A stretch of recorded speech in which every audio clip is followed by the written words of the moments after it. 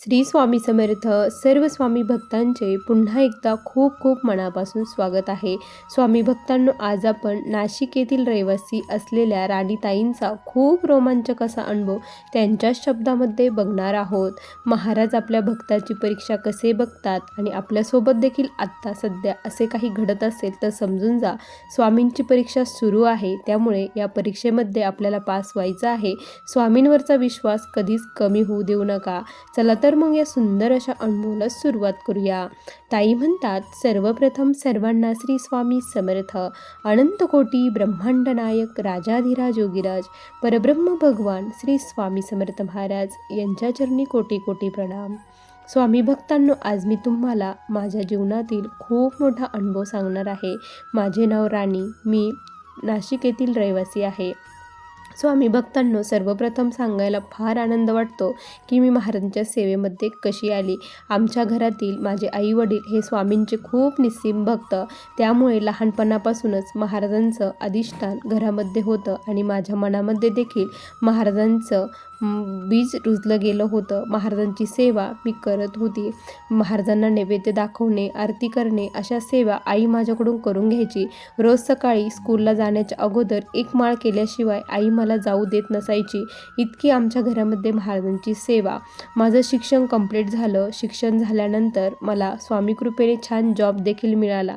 सर्व काही व्यवस्थित सुरळीत चालू होतं. माझं वय जवळपास 28 वर्ष झालं. त्यानंतर मला लग्नासाठी स्थळं बघायला सुरुवात केली, पण मला त्यावेळेस मंगळ होता. मला कुठेच स्थळ जमत नसायचं आणि जमलं तरी पत्रिका जुळत नसायची. मंगळ असल्यामुळे प्रचंड अडचणी येत होत्या. आई महाराजांकडे खूप विनवणी करत होती, खूप सेवा देखील करत होती. आई त्यामध्ये 2 वर्ष पलटून गेले तरी देखील काहीच रिस्पॉन्स नाही. मला देखील खूप कंटाळा आला होता, कारण पाहुणे यायचे, बघायचे आणि जायचे. एक असं वाटायचं की आपण हे काय करत आहोत, आपल्यासोबत असं का बरं घडत आहे. माझे पप्पा पण महाराजांवरती त्यांचा प्रचंड विश्वास. ते आईला म्हणायचे, योग्य वेळ आल्यानंतर महाराज नक्की सर्व काही व्यवस्थित करतील, तिचं सर्व काही चांगलं होईल, तू टेन्शन घेऊ नको. पण माझ्या आईला खूप टेन्शन यायचं. आई म्हणायची, योग्य वयामध्ये सर्व काही झालं तर सर्व व्यवस्थित होईल, पुढे तिला प्रॉब्लेम नको, बाळ वगैरे होण्यासाठी व्यवस्थित राहील, म्हणून तिचं लग्न लवकर होणं हे खूप गरजेचं आहे. आईला प्रचंड टेन्शन. ती झोपत देखील नसायची. महाराजांचे गुरुवारचं व्रत करायची, गुरुचरित्र पारायण करायची, स्वामीचरित्राचे पारायण. तिच्याकडे बघून मलाही खूप टेन्शन यायचं की ही माझ्यासाठी किती करते, म्हणून मला खूप वाईट वाटायचं. महाराजांना आमची का बरं दया येत नव्हती. जवळपास 3-4 वर्षाचा काळ पलटून गेला. त्यानंतर आई एक दिवस महाराजांपुढे खूप रडली की स्वामी, काय परीक्षा लावली आहे, करा काहीतरी, योग्य वेळ आणखी आली नाही का, किती वाट बघायला लावता, म्हणून आई खूप रडली. आई त्या दिवशी गुरुवार होता. आईने महाराजांपुढे चिठ्ठ्या टाकल्या. चिठ्ठ्यांद्वारे महाराजांना आता शेवटचं काय आहे ते विचारूया असं ठरवलं. आईने जवळपास 5 ते 6 चिठ्ठ्या बनवल्या. त्यानंतर मला बोलवलं. तिने तारक मंत्र घेतला, महाराजांपुढे चिठ्ठ्या टाकल्या. मला म्हटले, डोळे बंद करून याच्यातील एक चिठ्ठी उचल असं सांगितलं. आईने डोळे बंद, महाराजांचा धावा सुरू आणि मी एक चिठ्ठी उचलली. त्यामध्ये आलं की यावर्षी लग्न होऊन जाईल असं आलं. आईला प्रचंड आनंद झाला. दुसरी चिठ्ठी उचलली तर त्यामध्ये निघलं की नोकरीवाला मुलगा मिळेल असं आल्यानंतर आई खूप म्हटलं, आता तू टेन्शन घेऊ नको, महाराजांनी सांगितलं आहे ना, तू फक्त सेवा कर. मग माझ्याही सेवा सुरू, आईची सेवा सुरू आणि पप्पा देखील महाराजांची खूप भक्ती करत होते. आणि असं चालत असताना मग काय झालं की 6 महिन्याचा काळ पलटून गेला. 6 महिन्यानंतर माझे जे चुलत काका आहे त्यांनी माझ्यासाठी एक स्थळ आणलं आणि मुलगा खूप छान होता. बँकेमध्ये मॅनेजरच्या पोस्टवरती होता. सर्व काही व्यवस्थित होतं आणि तो आमच्या घरी मला बघण्यासाठी आला. बघितलं त्याने, सर्व काही बघितलं आणि त्याला आमच्या घरातील वातावरण प्रचंड आवडलं. कारण आमच्या हॉलमध्ये जो महाराजांचा खूप मोठा फोटो आहे, तो फोटो बघून त्याला वाटलं की घरातील वातावरण हे धार्मिक आहे. त्यांनी मला विचारलं की तू कुठल्या देवतेची सेवा करते, तर मी सांगितलं मी महाराजांची सेवा करते आणि त्याला खूप आनंद झाला, कारण ते देखील महाराजांची सेवा करत होते. आणि त्यानंतर सर्व काही बघितलं आणि विशेष म्हणजे ज्यावेळेस पत्रिका जुळवली त्यांना देखील मंगळ होता आणि मलाही मंगळ, त्यामुळे मंगळाला मंगळ, पत्रिका एकदम व्यवस्थित जुळली, सर्व काही व्यवस्थित.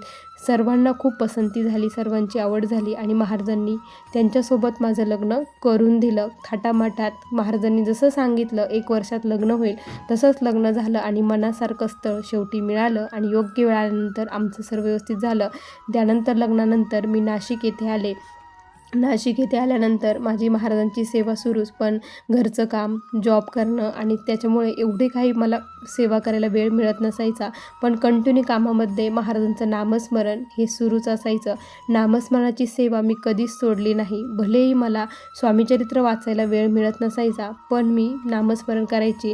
आमच्या घरचंही वातावरण एकदम व्यवस्थित होतं, सासू सासरे व्यवस्थित, माझी जी नणंद होती त्याही व्यवस्थित, त्यांचंही लग्न झालं, सर्व काही व्यवस्थित. मला कुठलाच प्रॉब्लेम नव्हता, काहीच अडचण नव्हती. पण म्हणतात ना, जिथे सर्व काही सुख असतं तो माणूस पूर्णपणे सुखी कधीच असू शकत नाही. कारण संत रामदासांनी सांगितलं आहे, जगी सर्व सुखी असा कोण आहे, विचारे मना तुची शोधूनी पाहे, मनात वाचिरे पूर्व संचित केले, तया सारखे भोगणे प्राप्त झाले.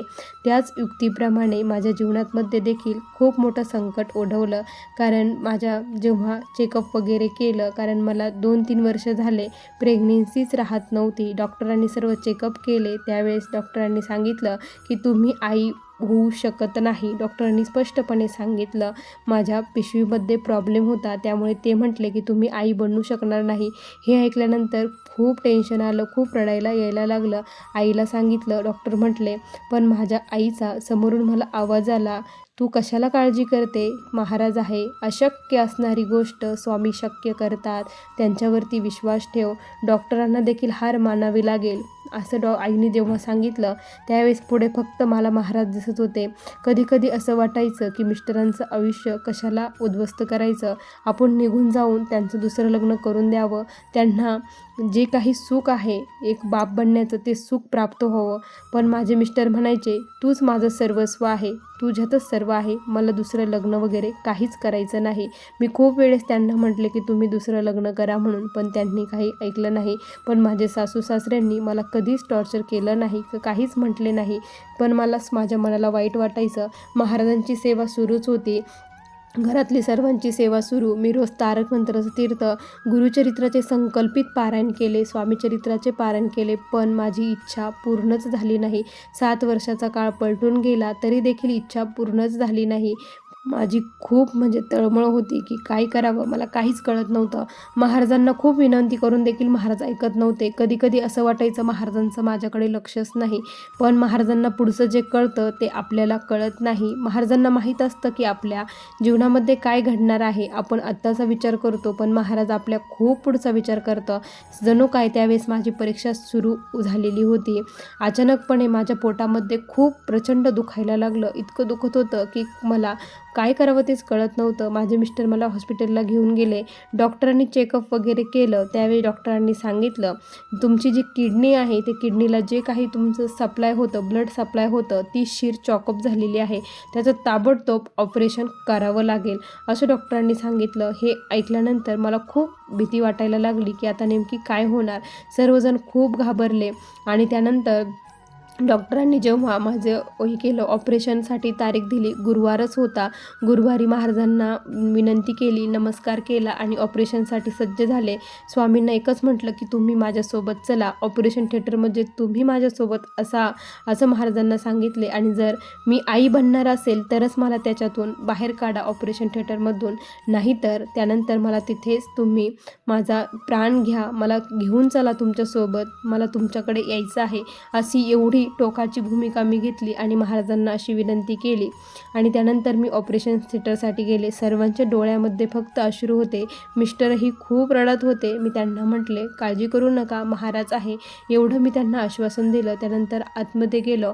ऑपरेशन माझं सुरू झालं. तब्बल 3 ते 4 तास माझं ऑपरेशन सुरूच होतं. त्यामध्ये मला काहीच कळत नव्हतं आणि मी जेव्हा माझे डोळे बंद होते त्यावेळेस मला एकच स्वप्न पडलं की महाराज माझ्याजवळ आहे आणि महाराजा मला माझ्या डोक्यावरून हात फिरवत आहे. भिवू नकोस, मी तुझ्या पाठीशी आहे, तुझं सर्व काही चांगलं होईल. महाराज एवढं बोलत होते आणि जणू काय एक आई आपल्या लेकराला जशी झोपी लावते तसे महाराज मला झोपी लावत होते. त्यानंतर माझं ऑपरेशन झालं. डॉक्टरांनी सांगितलं ऑपरेशन एकदम व्यवस्थित सक्सेसफुल झालेलं आहे. त्यानंतर माझं ऑपरेशन झालं, मी बाहेर आले आणि मग व्यवस्थित बरं झालं, डिस्चार्ज झाला, घरी आले. सेवा माझी सुरूच होती. मग आता जॉब करणं सोडून दिलेलं होतं. मग माझं ऑपरेशन होऊन 1-2 वर्षाचा काल गेला. त्यानंतर अचानकपणे काय झालं की माझी MC ही रेग्युलर नव्हती. MC रेग्युलर येत नव्हती, त्यामुळे काही चेकअप वगैरेचं काही विशेष नव्हता. पण यावेळेस काय झालं की 3 महिने पलटून गेले तरी मला MC आली नाही. म्हणून खूप डाऊट वाटले. म्हणून मी हॉस्पिटलला गेले. तिथे बघितलं, डॉक्टरांनी चेकअप केलं तर डॉक्टरांनी सांगितलं की तुम्ही आई बनणार आहात. माझ्या कानावरती, डोळ्यावरती, कशावरतीच विश्वास नव्हता. फक्त डोळ्यात अश्रू होते. मिस्टरांना कॉल केला, त्यांना सांगितलं की त्यांना देखील विश्वास बसेना, कोणालाच विश्वास बसेना की हे खरं आहे की नाही. त्यानंतर मग मी घरी आले. घरी आल्यानंतर सर्वांना प्रचंड आनंद झाला. मी पेढ्याचा बॉक्स घेऊन आले, महाराजांपुढे पेढे ठेवले. खरंच महाराज, मी तुम्हाला बोलली होती की मला त्याच्यातून जर आई बनणार असेल तर बाहेर काढा. खरंच तुम्हाला माहीत होतं की पुढे काय घडणार आहे. आणि स्वामी भक्तांना जर अगोदरच मला प्रेग्नेन्सी राहिली असती आणि त्या प्रेग्नेन्सीमध्ये जर हे आजार माझ्यासमोर आला असता तर त्यावेळेस देखील माझं बाळ वाचलं नसतं, आम्ही दोघंही गेलो असतो. महाराजांना माहीत होतं की पुढं माझ्यासोबत काय घडणार आहे. माझी योग्य वेळ आलेली नव्हती. त्यावेळेस महाराजांनी माझी सेवेचं फळ मला दिलेलं नव्हतं. पण हे खूप उशिरा मला कळलं. पण मी त्या अगोदर महाराजांना खूप दोष दिले, खूप बोलायचे, महाराजांची खूप भांडायचे. पण ज्यावेळेस सर्व काही व्यवस्थित झालं त्यावेळेस मला कळालं की महाराज असं का बरं करतात. योग्य वेळ आल्यानंतरच महाराज सर्व करतात, कारण महाराजांनाच सर्व काही कळत असतं. आपण फक्त आणि फक्त निमित्त मात्र असतो. आपल्याला असं वाटतं की आपण सर्व करतो, पण नाही, महाराजच आपल्याकडून जे काही असतं ते करून घेत असतात. स्वामी भक्तांनो, त्यानंतर आता माझं बाळ एकदम व्यवस्थित आहे आणि ते खूप सुखात आनंदात आहे. मी देखील खूप सुखात आनंदात आहे. एकदा असंच माझ्या मिस्टरांना प्रचंड ताप भरलेला होता आणि त्यांचा ताप जवळपास 105, 106, त्यांचा ताप काही केल्या कमीच होत नव्हता. खूप सारे उपचार केले तरी देखील ताप कमी होत नव्हता. डॉक्टरांनी सांगितलं की यांच्या WBC फार कमी झालेला आहे, यांना ताबडतोब ॲडमिट करावं लागेल असं सांगितलं. मला खूप भीती वाटली. मिस्टरांना ॲडमिट केलं. मी घरी महाराजांना पाण्यामध्ये ठेवलं की जोपर्यंत मिस्टर घरी येत नाही तोपर्यंत मी तुम्हाला याच्यातून बाहेर काढणार नाही. त्यांना लवकरात लवकर बाहेर काढा म्हटलं, कारण त्यांना अक्षरशः ॲम्ब्युलन्समध्ये नेलेलं होतं. त्यावेळेस मी महाराजांना म्हटले की आता हे असे गेले आहे, पण येताना त्यांच्या पायाने चालत येऊ द्या असं महाराजांना मी विनंती केली होती. कंटिन्यू महाराजांचं नामस्मरण चालू होतं, तारक मंत्र सुरू होते आणि खरंच 2 दिवसानंतर माझे मिस्टर त्यांच्या पायाने स्वतःहून चालत आले. हे बघून खूप आनंद झाला की महाराजांनी माझं ऐकलं आणि मिस्टरांना सुखरूप घरी आणलं. त्यानंतर असे छोटे मोठे महाराजांनी आत्तापर्यंत मला खूप सारे अनुभव दिलेले आहे, पण हे अनुभव मी कधीच विसरू शकणार नाही. जे माझ्या नशिबात नव्हतं ते महाराजांनी मला दिलेलं आहे. माझे जे काही सर्वस्व आहे ते माझे स्वामी आईच आहे. मी त्यांना माझं सर्वस्व मानते, दुसरं कुणालाच नाही. आज मी जे काही आहे ते फक्त महाराजांमुळे आहे. स्वामी भक्तांनो, तुमच्या देखील जीवनामध्ये असे काही प्रसंग आलेले असतील, खूप अडचणी असतील, संकट असतील आणि मार्गच काही मिळत नसेल तर समजून जा, परीक्षा सुरू आहे. त्यावेळेस तुम्ही खूप जास्त सेवा करा. ज्या चुका मी केल्या त्या करू नका. महाराजांना दोष देऊ नका, नशिबाला दोष द्या आणि त्यानंतर सेवा करीत राहा. बरोबर तुमचं जे काही नशीब आहे ते उजळण्याचं काम महाराज करतील. योग्य वेळेची वाट बघा. स्वामी भक्तांनो, असे मला हे स्वामींनी दिलेले अनुभव होते. श्री स्वामी समर्थ.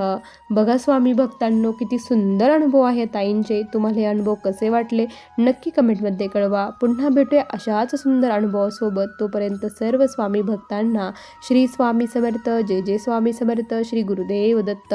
तुम्हाला देखील महाराजांचे असेच अनुभव असतील तर मला तुम्ही आपल्या व्हॉट्सअप ग्रुपला जॉईन होऊन तुमचा अनुभव शेअर करू शकता. त्याची लिंक डिस्क्रिप्शन बॉक्समध्ये दिलेली आहे. तसेच आपल्या चॅनलवरती 1 करोड नामस्मरणाची सेवा आणि गुरुपौर्णिमेनिमित्त 21 दिवसाची संकल्पित स्वामीचरित्राची सेवा देखील सुरू आहे. या सेवेमध्ये देखील सर्वांनी सहभागी व्हा. श्री स्वामी समर्थ.